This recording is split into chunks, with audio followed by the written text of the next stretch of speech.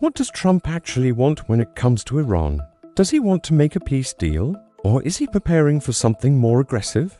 The truth is, even he might not know for sure. At a press event, when asked if he planned to take action, Trump simply said, "Maybe I will, maybe I won't. Nobody knows what I'll do." Classic Trump, unpredictable, vague, and hard to read. Some believe his comments are part of a larger plan, maybe to pressure Iran into sitting down for talks. Others think he's just winging it. He claimed that Iran had gotten itself into a difficult situation and was now open to negotiating, even saying they wanted to visit the White House. His response? "Why didn't you talk to me 2 weeks ago? Things could have gone better for you." Later the same day, Trump made more confusing statements, hinting that major decisions were happening in what he called the war room. But when pressed, he didn't share any clear details. He said he prefers to decide things at the last minute because, in his words, things change fast. Especially in situations like this. The last few weeks have been a whirlwind. For a while, Trump tried to encourage Israel to hold back on taking any action. But when they went ahead with targeted strikes, he praised the results. According to foreign policy experts, Trump runs his presidency in a very top-down way. Everything starts and ends with him, and policies can change overnight.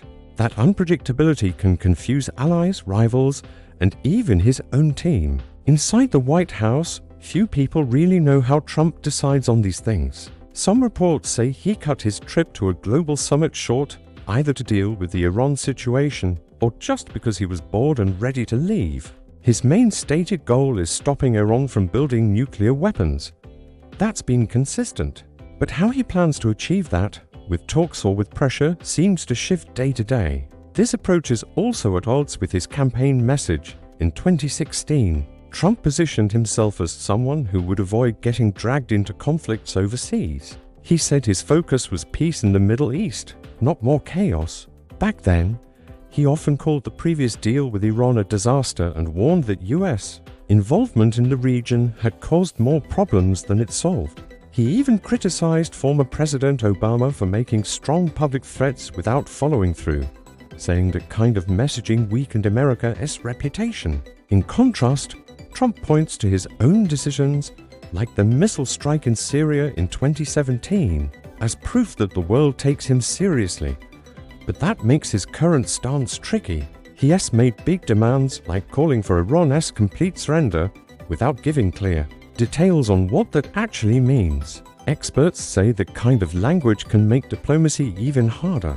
It's tough to reach a deal when your opponent feels backed into a corner. Still, Trump has left the door open. He praised Iran's leaders for showing interest in a possible meeting. When asked if he gave them an ultimatum, he said, "You could call it that." He ended his comments by saying, "Nothing's over until it's over.